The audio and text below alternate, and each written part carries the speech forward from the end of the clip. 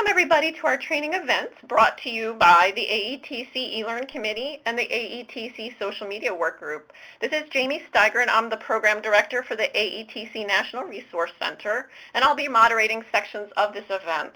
First, I want to say a quick thank you to Elizabeth Gleckler for letting us use the eLearn Committee platform to host this event. I have a few housekeeping items to review before we get started. First, we ask that you mute your computer speakers to avoid hearing an echo.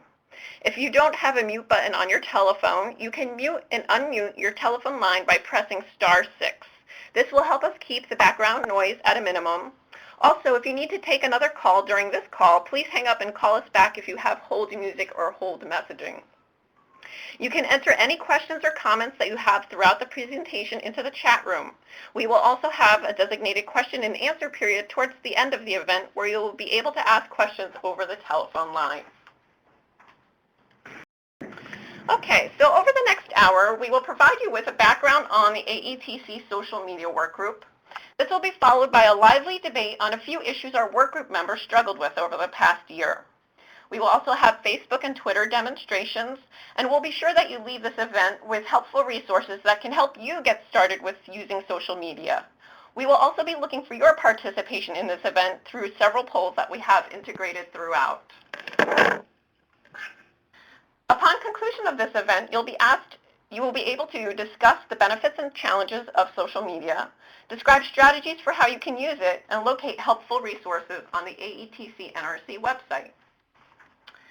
It is with great honor that I'm able to introduce our amazing panel of presenters: Jenna Bardwell, Jacqueline Rubio, Nicolay Mandel, Judy Collins, Kendra Malloy, Ashley Tejerina, and Oswaldo Luciano.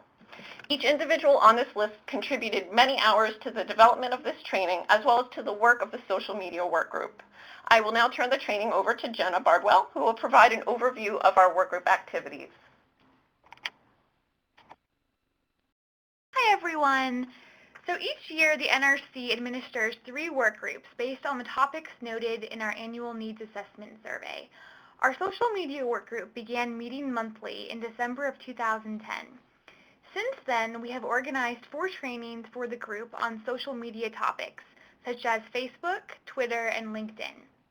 Based on these trainings, our work group developed online guides on Facebook, Twitter, and LinkedIn for the AETC network. These guides are available on the NRC website, and I'll share these slides with you a little bit later on the call. I'll show you what the guides look like and kind of provide an overview of how to use them. So this is just a list of our workgroup members. As you can see, we've been really well represented by the different AETCs, and we just want to thank all of the people that have helped us throughout the past year on these workgroup activities. All right, so we're just going to do 2 quick polls right now just to kind of see everyone's background with social media and kind of just everyone's experience level. And so I'm going to go ahead and start one of the polls right now. And all right, so this first poll is, do you use social media in your personal life? Please respond accordingly, and you have about 10 seconds.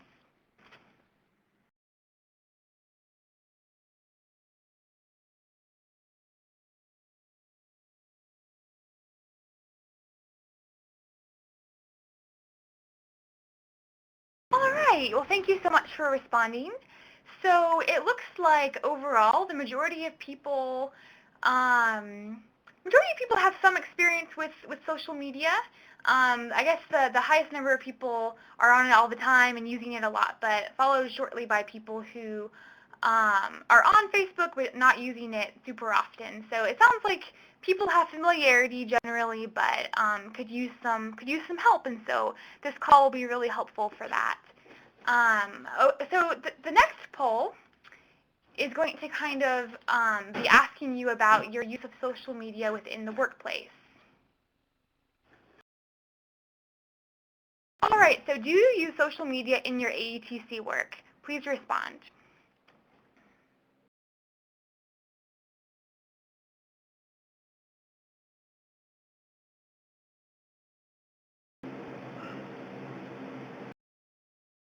All right, so it looks like overall, people are kind of either starting to use it or to the point of using it a lot. And so, it's really great just to kind of get this background information about the people on the call. And hopefully that by the end of the call, you can feel more comfortable to start using it more often.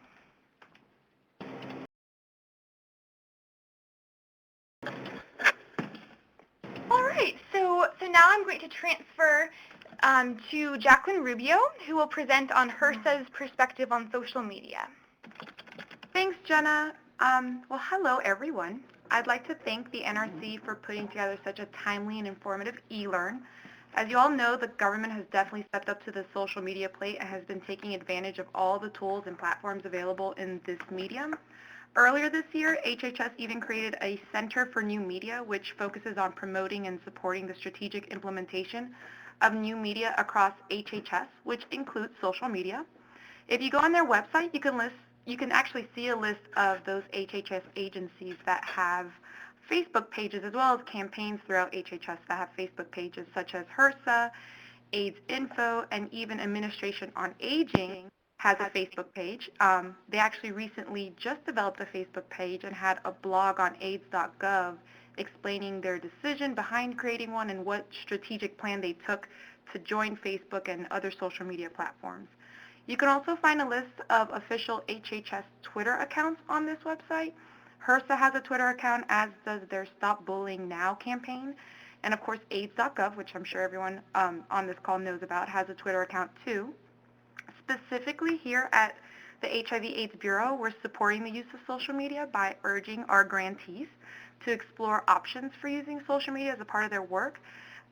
If any of you looked at the NCCC and NEC competing guidances, you'll see that social media language was actually included in those guidances as one of many expectations for the grantee that would get that funding. Social media really is being used by everyone, not just for personal reasons. I actually had the opportunity to attend the American Public Health Association, the APHA, their annual meeting, and there were several sessions about using social media. And in one of those, Miguel Gomez, the director of AIDS.gov, presented on the use of social media, how they've been using it at AIDS.gov, and he said something that I thought was really inspiring, especially for this e-learn. He said that if we're not challenging colleagues to start using these tools, then we're not doing our jobs. And so I hope that the NRC Training Exchange challenges you to start using these tools and start urging your colleagues to use them as well. Great. Thanks so much, Jenna and Jacqueline. We're now going to begin the debate portion of our event, and I'll turn the event over to Nicolay. Hi, everyone. This is Nicolay Mandel from the National Resource Center, and and I'm not doing what was just happening. So this is the bulk of the call is going to be a debate, which is going to cover some of the main issues that came up over the year of the work group's effort. We often found the group coming back to certain questions that people had about the utility and the practicalness of social media. And we thought the best way to kind of air those discussions was in this format. And do I have control over there we go. So for our debate today, we're going to have 3 different positions or questions and 2 different debaters. And for each of the positions, the debaters will each make an opening statement. After the opening statement, their opponent will have a chance for a rebuttal. And then after all 3 of the positions are debated, each debater will make a closing statement. And then Jenna will come back with a poll, and we'll figure out who had the most convincing cases for you. Well, let me introduce our debaters. So we have Kendra Malloy from the MATEX Missouri office, and she's a trainer there. And we have Judy Collins, and Kendra's going to be arguing in favor of social media. And Judy, who is actually the social media, or the National Resource Center social media coordinator, is going to be arguing against social media. And they both have done a fabulous job, and you'll get to be the judge of who's the most convincing. So this is the first question that they'll be debating. Social media is a useful way to reach the AETC audiences. And Kendra will be making the first argument. Thank you. Good afternoon, everyone. Social media is becoming more of the standard way to communicate, not only with your friends, but with business and organizations. Some people think that AETC audiences are not using social media, but we found just the contrary. Even major healthcare organizations are using social media, so why not the AETC? Our funders are not only embracing social media, but they are being very receptive to the idea that we're actually using it. Facebook has more than 800 million users and would be the third most populous country on earth. Twitter has over 200 million users. Social media has become such an evolution that nobody could predict the impact that it would make on our society. With that being said, we know that 68% of healthcare professionals use it for both personal and professional reasons. So what professional websites are they using? We have found that they are looking at such government sites to give them knowledge and education that would not be more easily accessible anywhere else. As you can see, these government websites are very popular with daily traffic going up each day. Well, thank you, Kendra, but I disagree. Social media is still in its infancy stage in most healthcare provider institutions, and it's difficult to implement social media if your audience is dubious of its efficacy. So, if we look at these points here, many institutions do not allow social media for employees due to security issues and concerns about employees' productivity. Well, security is always a concern, and surfing the web can be addicting. Employee productivity concerns are legitimate when time is of the essence and when numbers play a big part in your organization. As you know, numbers always play a big part. So valuable time and money are at stake if your employees aren't responsible and focused. And the second point, many providers are still developing best practice protocols around privacy and security related to sensitive patient information. Well, privacy is another big issue that continues to rear its ugly head, and we'll explore that in more detail later. And for the third point, many providers are unsure if social media meets their professional expectations because it needs to be more than just a marketing tool. Healthcare provider institutions and healthcare providers are dubious of its efficacy because it's difficult to measure the return on their investment. How do they know they're reaching their audience, particularly in areas where technology is lagging? And so, how do you reach your audience if they're not listening? What's the average age of Facebook users? According to this slide, it's 18 to 34. With all due respect, I would say that the average AETC member is probably a little more mature and perhaps not as keyed in or social media savvy as their younger colleagues. So, how do you reach them on social media if they're not listening?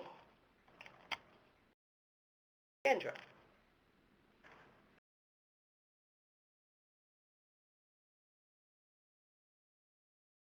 Is Kendra on mute? Kendra? Oh, hello. I was there? talking and okay, in the actual hello? We hear We you. hear you now. Okay. In the actual infancy stage of social media, workplaces would put a block on Facebook and Twitter until they realized what a valuable resource these social media websites really were. Organizations are now allowing employees to be on a social media because they're becoming a part of social media. Social media is way more than a marketing tool. It's a great way to get out information and educate people that you may not get the chance to see on a daily, monthly, or even yearly basis. Infancy stage, I find that really hard to believe. As you can see here, Facebook has been around since 2004 and Twitter since 2006 with over 200 million tweeters. These key government organizations thought it would be a good idea to get on board with social media, so why not the AETC? And what is so interesting is that data shows us that the age group of 18 to 29 has actually been declining, whereas the age from 30 to 65 and older has been rising each year. The data shows the exact opposite of what you said, Judy. Thanks, Kendra. But while the use of social media with the more mature crowd may be growing, I'd like to touch on another point that I mentioned earlier, and that is that technology and the use of social media is lagging in rural areas. The AETCs, by definition, were established to educate and assist healthcare providers in underserved communities. Rural areas most certainly fall into this category. So what's the point of using social media to reach your community if your community is not using social media?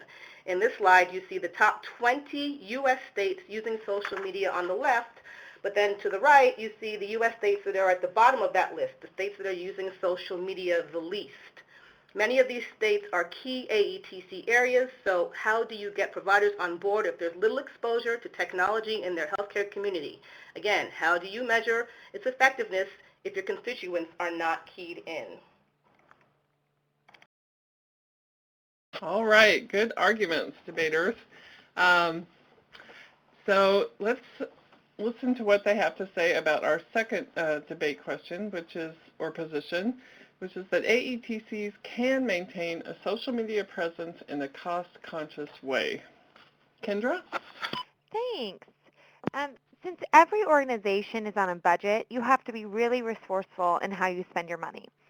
Luckily, social media doesn't cost anything but a little bit of your time, and it's a perfect way to market your upcoming trainings, events, and overall the cost would be so minimal, since you would just have to post or tweet. Social media allows you to get your information out instantaneously. So Facebook has so many different ways to market on their site. Did you know that just because you post something on your page does not mean your information stops at that site? When you post information, your information gets posted on all of your consumers' pages in their news feeds, which in turn gets posted on all of their users' news feeds. It's amazing how many people you can actually reach by one post.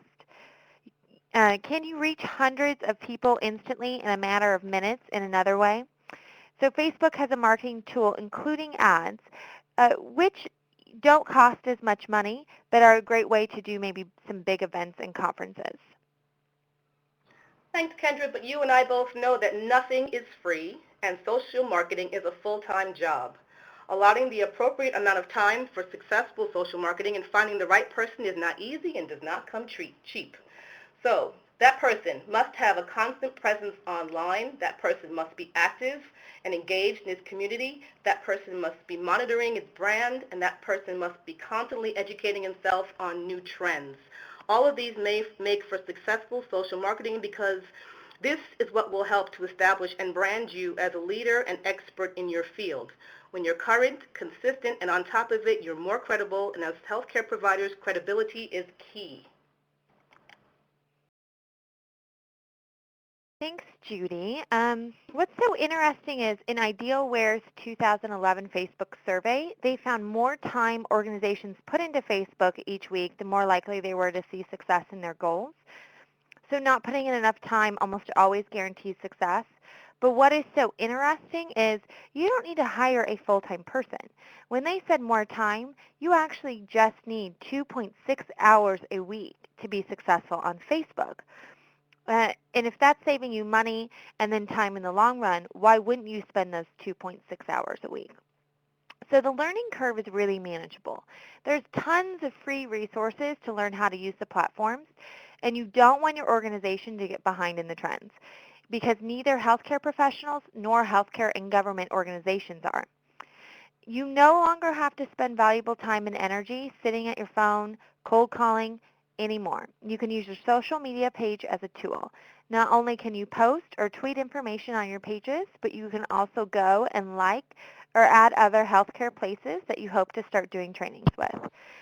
Social media sites also added a new feature, not very long ago, but it's called the RSS feed web services, in which it allows you to post to multiple social media platforms at the same time.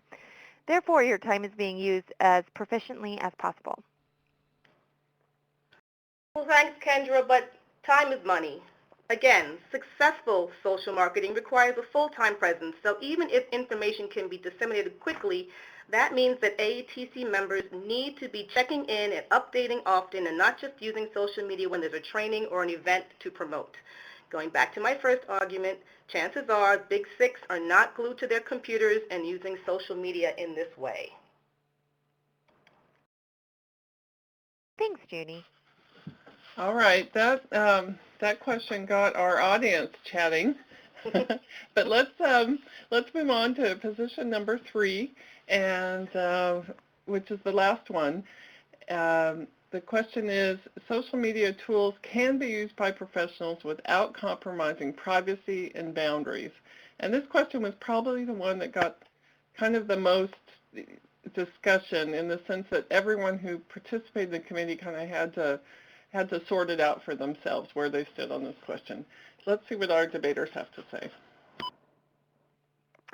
Okay, so like Nikolai said, this is a really interesting point, but I think that there's a lot of myths and misconceptions out there. So looking at social media, Twitter has little to no privacy concerns.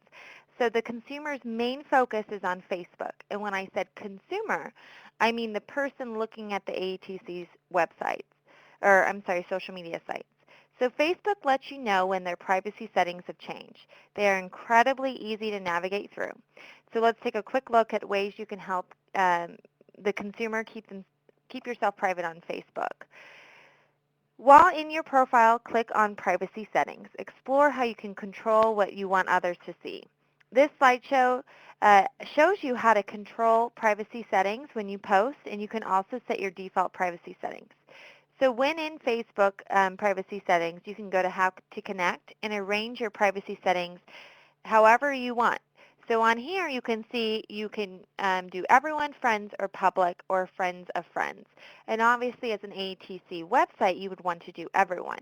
But your consumer can pick whoever they want, and that way the privacy is in their hands. So there is worry within the consumer that they don't want to make their professional life a part of their personal life. So Facebook has such an incredible, easy, and simple feature where you can also create different groups. So on the left-hand side of your page, there's a Groups button under Favorites and Lists. This allows you to create a professional group and a personal group. This way, the consumer's concerns would be so easy about mixing the two, because you don't have to anymore. Thanks, Kendra, but let's get real. Privacy remains a major concern. The lines between public and private affairs can become blurred if you are not careful. Looking at this slide, these are just a few of the most recent headlines in the news about Facebook and their privacy issues. First one, gotta watch, Facebook privacy concerns. This is about the unveiling of photo recognition software, and the article takes a look back at all of Facebook privacy changes and how they need to be simplified. The second headline, Facebook's privacy issues are even deeper than we knew. This one was actually about the use of Facebook's photo recognition and how users are able to match photos with social security numbers and anonymous accounts. The third, lawmakers asked FCC to investigate Facebook privacy issues. Well, this article investigates why Facebook was gathering information about users after they've logged off. With each change, there are new concerns, and keeping up with all the changes within social media and the platform can be challenging, again, particularly for members who are not social media savvy. So Judy, you bring up some really great points. However, not against privacy concerns within the AETC. You came up with great points for consumers that we absolutely have no control over. So the consumer gets to decide how private or transparent they want to be. Therefore, the previously mentioned articles are not applicable to the AETCs. So in context of the AETC, there are no privacy concerns.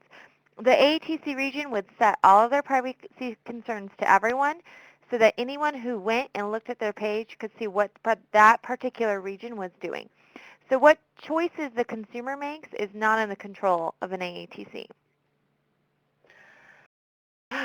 Okay, you got me.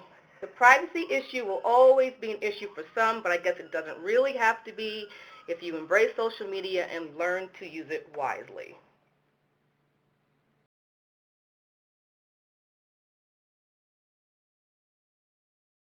Okay, Kendra, would you like to wrap up your arguments in favor of social media? Sure. AETCs and social media make the perfect fit together. You have to absolutely meet your consumer where they're at. And right now, healthcare providers and professionals are on social media.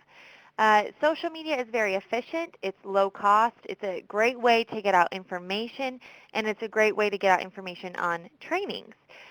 Concerns related to privacy are not relevant anymore. Facebook has adapted and fixed a lot of their privacy concerns, and Twitter, like we talked about, has absolutely no privacy concerns.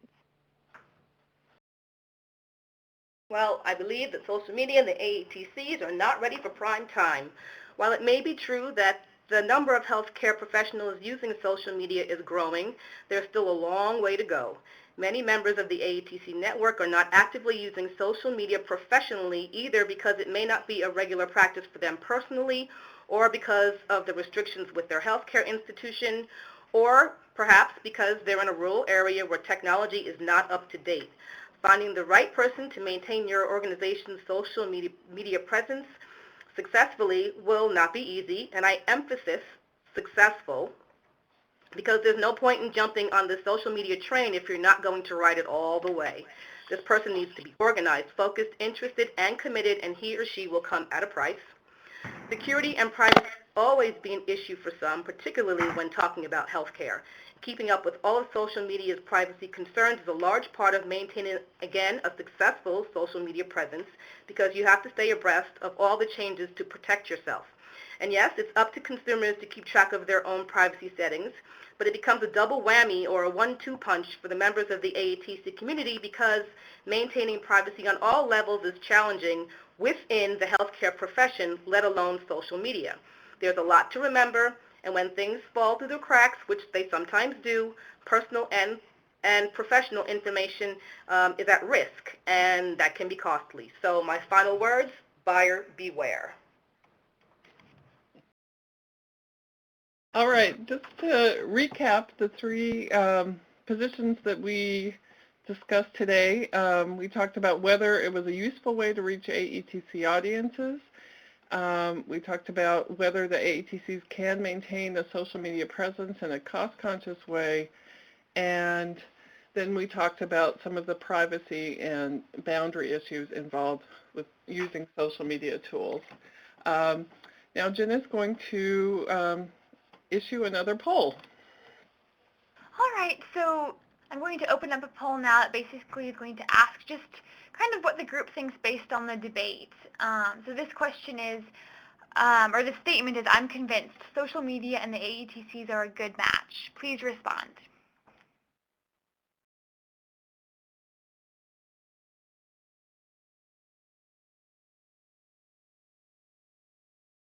All right, so people are, it looks like a few more people are voting right now, but it looks like overall people agree, or and so that's awesome. Like hopefully the debate helps people to kind of notice pros and cons, and you know, now we can kind of move into the part of the training where we can explain how we've gone about using social media.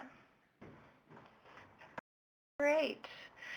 Thanks, Nicolay, Kendra, Judy, and Jenna. That was a great debate. And you brought out some of the pluses and potential challenges of using social media, and it's definitely sparked some really excellent discussion in our chat room. We will have a question and answer session shortly, so we'll be able to discuss some of your questions a little bit more extensively. But for those few of you who were a little bit skeptical still about using social media, hopefully this next section of our event will convince you to think about using it. We'll have some demonstrations from the AETC NRC, Texas, Oklahoma AETC, and New York, New Jersey AETC. I do want to make a quick note that the planning phase for the development of your Facebook page or Twitter account is key. While we're not really addressing the planning for implementation in this training, Jenna will later provide you with resources that you might find helpful to begin to think about your social media strategy. I'm now going to turn the meeting over to Judy. Thanks, Jamie. So the NRC started using Facebook in July of this year. I post and share information several times a day. As of this morning, we have 49 likes. We are currently liking 162 organizations. And at last check, we have over 26,000 post views. which we find to be an impressive number. The main function is to share resources, of course, and get information out and to drive traffic to our website. And we evaluate its effectiveness via Facebook Insights, which I'll show you in a minute, as well as Google Analytics. So I'm going to share with you the NRC's Facebook page.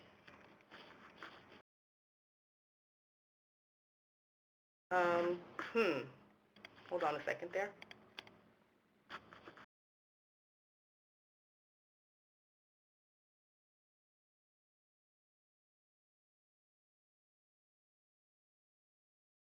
Hear what's happening.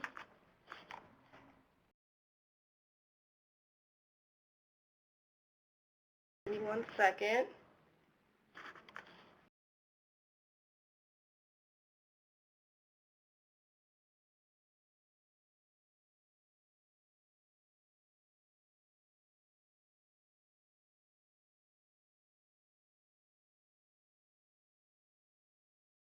Can you see my screen?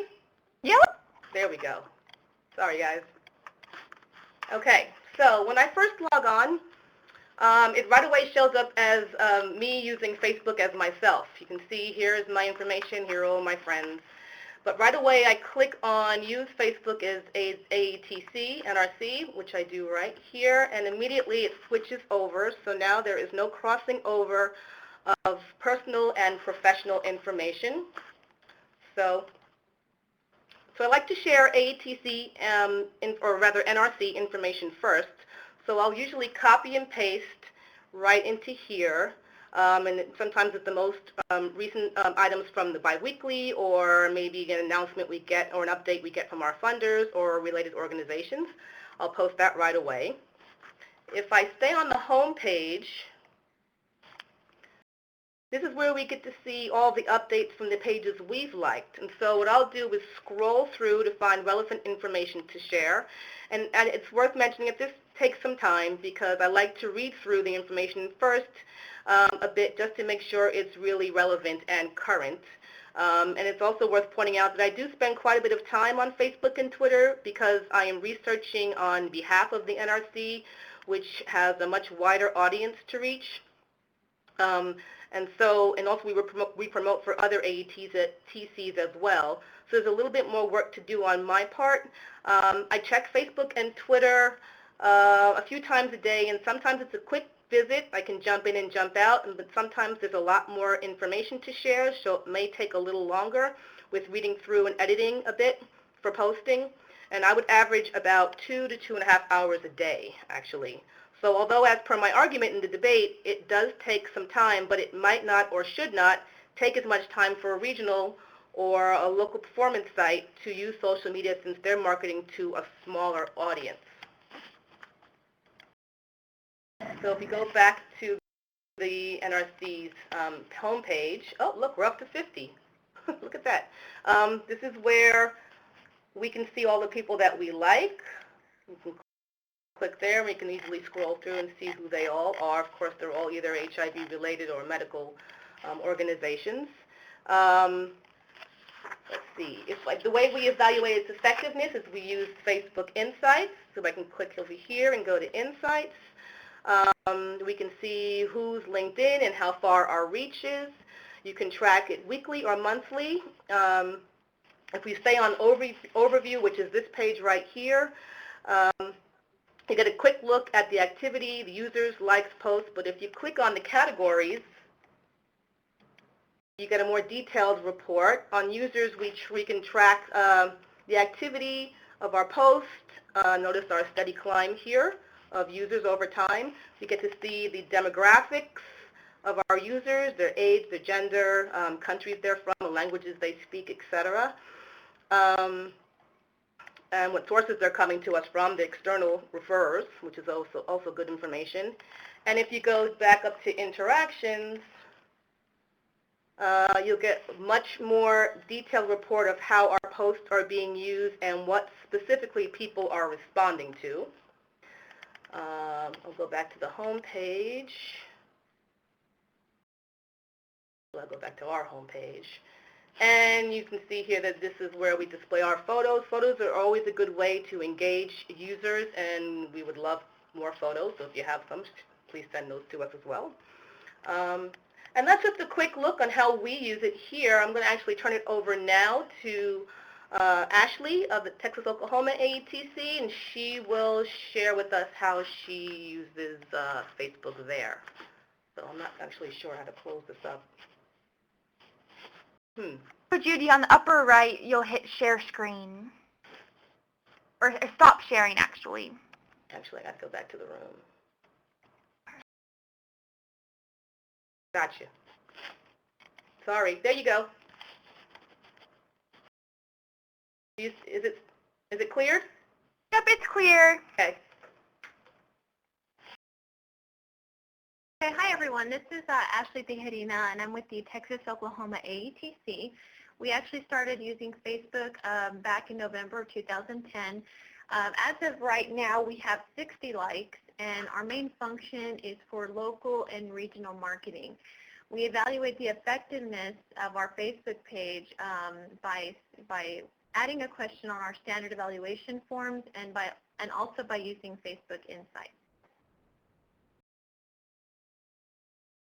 One moment, please. I'm going to pull up the our actual page.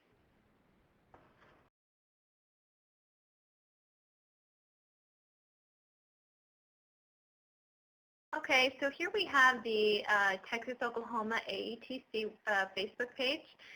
And like as I mentioned before, we use Facebook mainly to market our events. We haven't really gotten into sharing that much information as of right now. So our main function is marketing our events. So the way that we do that is by clicking this button on the left corner, and it says Events. And here is actually one that I posted. It's actually a conference that's going on right now at our Galveston local performance site. So here I just put in the pertinent information, the time, location, and then information. And then I always like to add a photo of either the logo for the training or the LPS local performance site. Once I'm done and posted everything, I click back on the home button here at the very top right-hand corner, and that takes us back to our Facebook wall. So we really like to use Facebook because we're using current technology. It's cost-effective, and it helps us stay visible with our social media audience. Thank you very much. Now I'm going to send it back to Judy, and she's going to be talking about the NRC's Twitter page. Everybody see that? Yep. Yep, okay. Oh, wait a minute.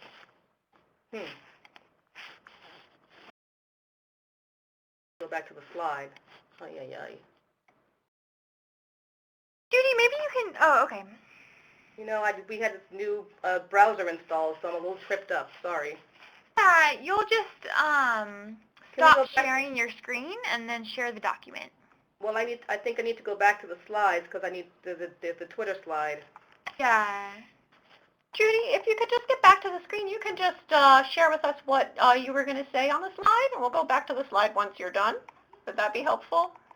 Okay. Well, okay, so we started using Twitter. Sorry, guys. Started using Twitter back in August. And here you see this is how many tweets I've tweeted since then. These are our people that are we're following, and here are the people who we are following. Sorry. We are following 117, and our followers are 105. Sorry, got that straight. Whatever I share on Facebook, I also like to share on Twitter. And when I first open up Twitter, you see I land on the home page. And like Facebook, this is also the news feeds for all the Twitter accounts we follow. Again, just simply like Facebook, I just cut and paste information into here.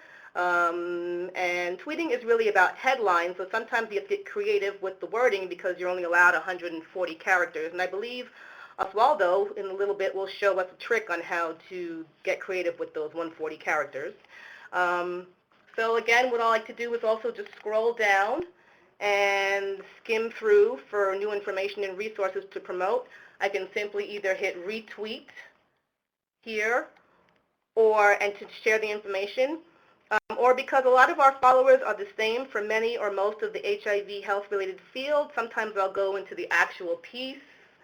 Let's see, I'll go into the actual piece, and maybe I'll read through it a little bit. I'll do a little cut and paste, and then I'll put it back up here just so it doesn't look like I'm retweeting the same information over and over again. So here we can measure Twitter's effectiveness. If I go to @mentions, it gives us an account of all of the different people who are following us that have mentioned AETC NRC in their tweets or their retweets. Here we can get an idea of the tweets that we've retweeted, but also the tweets of ours that have been retweeted by other people. In searches, we don't have any searches yet, but you can record the searches that if I want to get us some information on hepatitis C, and find some resources or information on that, I could just type hepatitis C into search column, hit search, and then I could save that search to revisit at another time.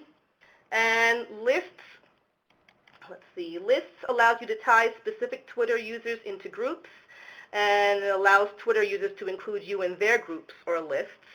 This is good for targeted sharing of information.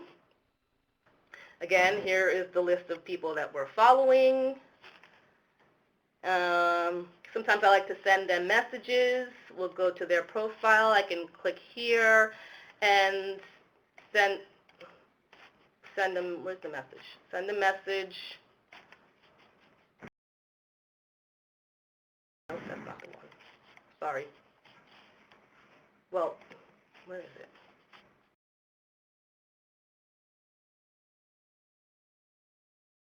Sorry guys, I'm a little tripped up here.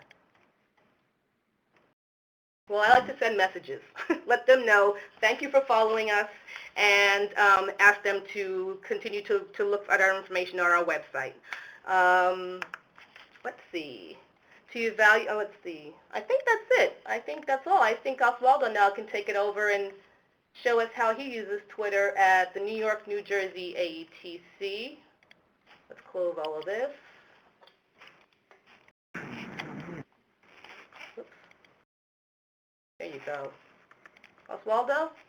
Hi everyone. So my name is Oswaldo. I'm from the New York, New Jersey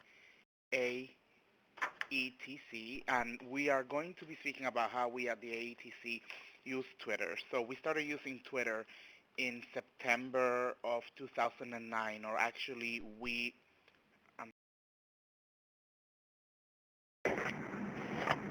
okay. Okay, I'm sorry about that. So we started using the AETC in September 2009, or at least we secured the name New York, New Jersey AETC on Twitter.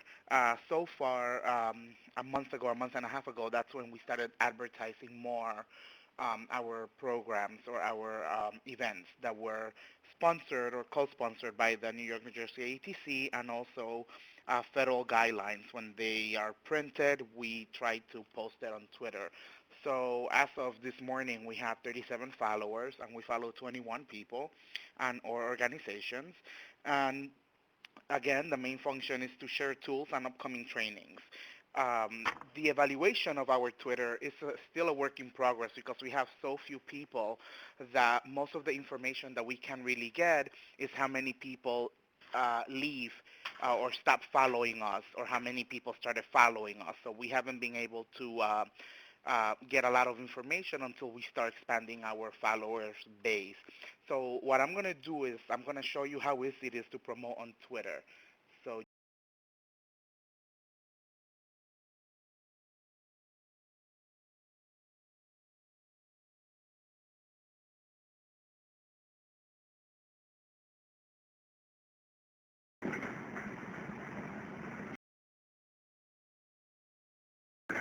okay, can everyone see my our Twitter page?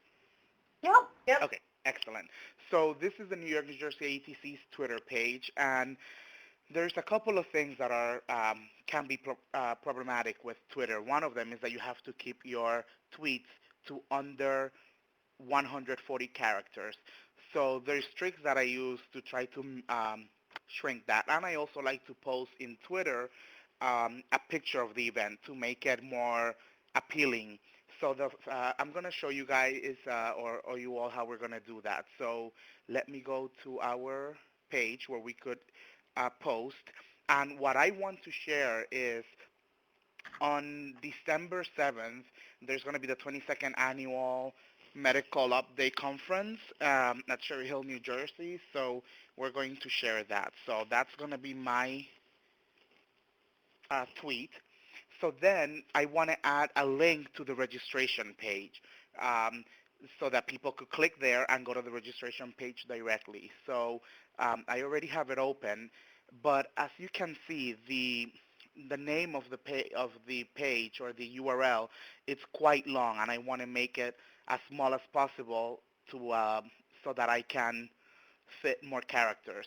So I'm going to right-click on the URL, copy it, and I use a website called ow.ly, and what it does, it makes your URL very small. So I'm going to copy the URL here, and then you have to do this security question. And what it's going to do, it's going to shrink it. So it went from this many characters to only this few characters. So I'm going to right-click, copy this, and add it to the @ here on my Twitter page. So that's one thing has been taken care of. What Twitter will do is it will remove the HTTP. You'll remove it automatically to give you more characters. And then the other thing I want to do is add a picture of the event. So on the bottom right here, there is a little camera icon. You click there, and I'm going to use the Cherry Hill picture, which I already have prepared. So open that, and the image will appear as a link. The next thing we do is tweet it. So let's see. There we go. So now if I want to see my tweet or what other people see, this is it. And if I click here on the right, there's like a little image. It makes it a lot nicer, and you could see the tweet in a more appealing way. So on the right, you could see this is what I tweeted. 22nd Annual HIV Medical Conference, Cherry Hill, New Jersey, and then these are the links. So for someone to register, they'll click the first link, and you'll take them to the registration page, and then you could go ahead and register for this training. So that's how we have been using it, and it doesn't take that much time to do. The tricks behind it is making it 140 characters or smaller. I believe that you should always use an image so that at least people could get interested, and even, maybe they think it's a funny picture and it's a great picture of our training advertising. So that's basically it. So I'm going to pass it over to Jamie, and with any questions. Great. Thank you so much, everybody, for sharing your experiences using Facebook and LinkedIn. That was really great. And it seems like our debate is continuing in the chat room, which is great. So it's really good to see everybody really active using that. We're going to begin our question and answer period. We have about 5 minutes or so for that. And I'm going to start by just kind of going through some of the things that I'm seeing in the chat room, and then we'll just open up the phone lines for further questions. So earlier on in the training, there was some discussion about RSS feeds and whether, folks were looking for some more information on how to set those up. Perhaps that might actually be a topic for a future eLearn committee presentation. So I don't know that we have enough time to cover that today, so we'll do what we can to see if we can have additional training on that. Following that, there was some discussion about how to use social media beyond just marketing and advertising, and there were some good suggestions put out to the group about follow-up and take-home messages.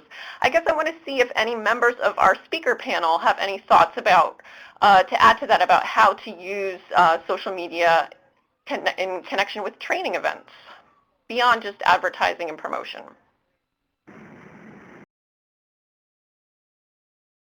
Well, Facebook has a feature that it's questions, and it's at the top. It's the toolbar somewhere at the top.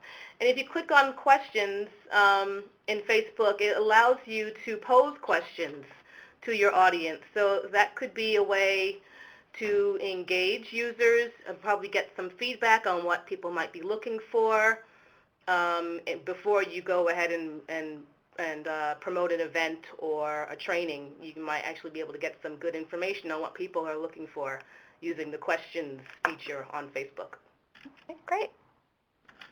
I think this is Nicolay. I also think there's nothing wrong with marketing and that those are kind of good enough reasons, at least for now. And as people do more webinars and kind of online learning, it's also a very appropriate place to market those.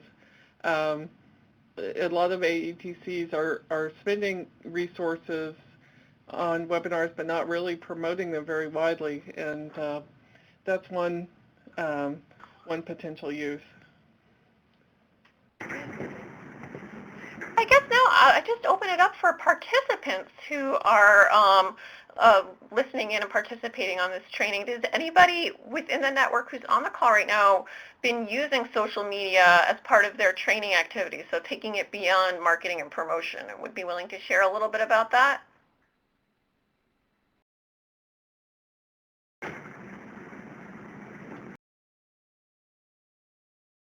Okay, well, I think that this is an area that we might also want to continue to think about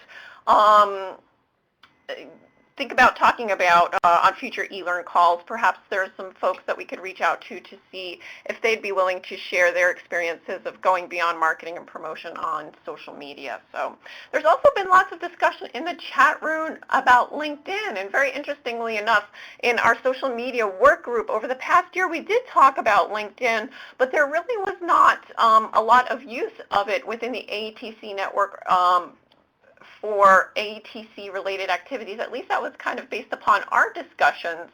I guess, again, for members of the panel, would you like to say anything further about LinkedIn and how to use it?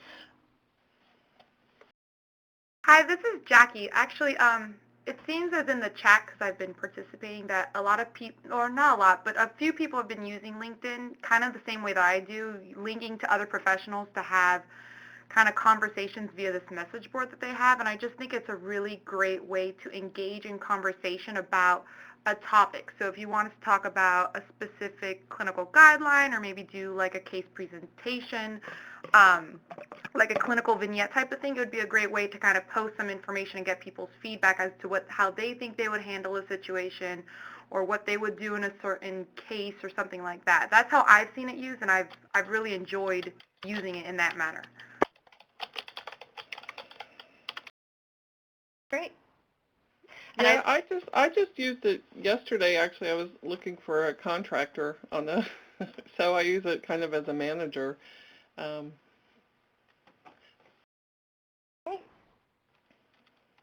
I encourage you all to continue chatting in the chat room, but I do want to just give us a couple of minutes for folks to ask any questions that they might have over the telephone lines as well.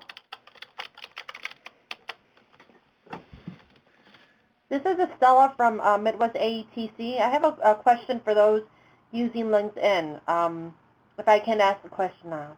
Sure. Okay. I was looking at setting up an account, and I haven't had time to really investigate it, but do you set up a professional page, or do you just set up, I guess, a page under your own personal account? Oh, this is a great lead-in. Jenna's going to present a fact sheet in just a few seconds on using LinkedIn, but you sign in as an individual, and you can also create groups, or you can create an organization page. So there's a range of options, but you do have to have an individual account. So I would have to create the organization page for my personal account. And what if I happen to leave the organization? Then how can I transfer it over to the next person? I'm sure there's a help feature on LinkedIn. You could look it up. There's also, as Nicolay mentioned, when towards the end of the event, Jenna will show you the LinkedIn guide that the work group developed with some tips about how to best set up your LinkedIn account if you do want to set one. And that does include also some helpful resources that will help you get any answers to questions that you have that are not answered by the guide that we developed. So, any other questions from the participants?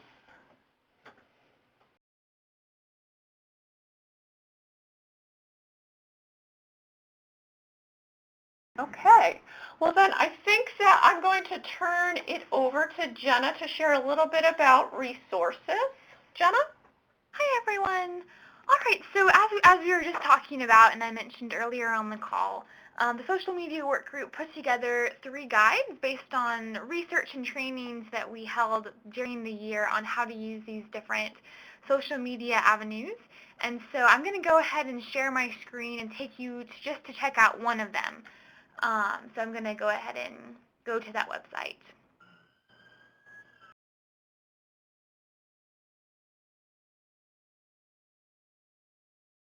All right, so you should see my screen right now, and you should see something called Social Media Guides for the AETC Network. Can you see that? Looks great, Jenna. Okay, great. So basically, we have a guide for Facebook, for LinkedIn, and for Twitter.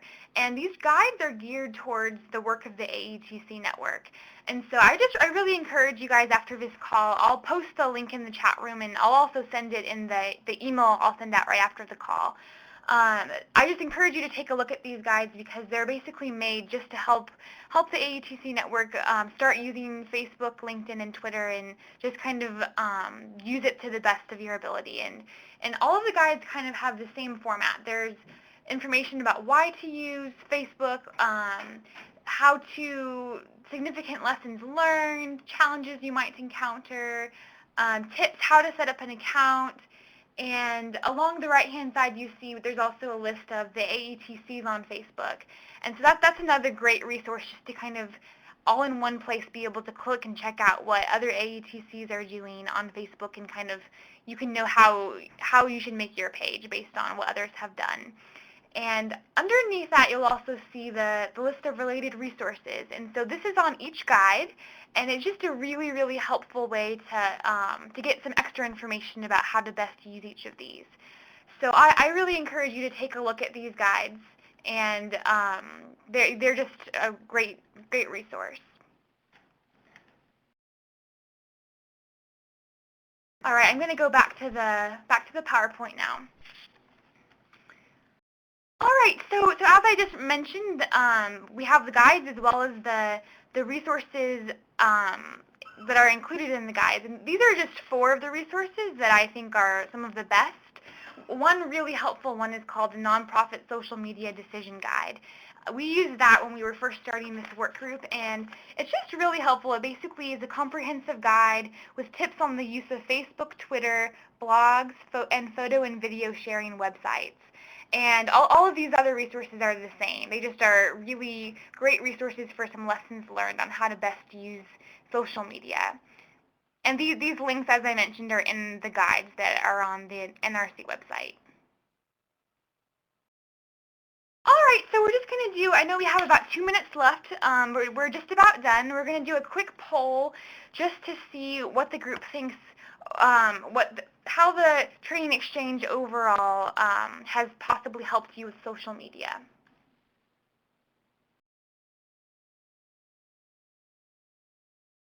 All right, so please fill this out. After participating in this training exchange, I am more likely to advocate for the use of social media within my AETC.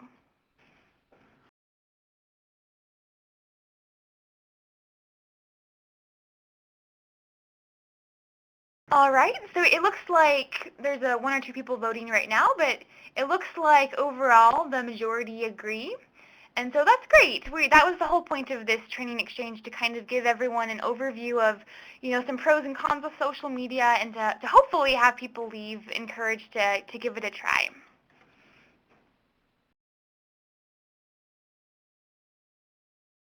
All right, so I'm going to go ahead and turn it back over to Jamie to give an overview of the evaluation of this training. Great, thank you so much, and thanks everybody for participating. It's been a really interesting year with the social media work group, and it's been great planning this event. And I think that this is one of the first times, at least in my recollection, that we as a network have gotten together to talk about social media and how to use it in our AETCs. And it's like there's a need perhaps for us to have some additional discussions about topics connected to this. So again, hopefully we'll be able to revisit some of this through future eLearn meetings.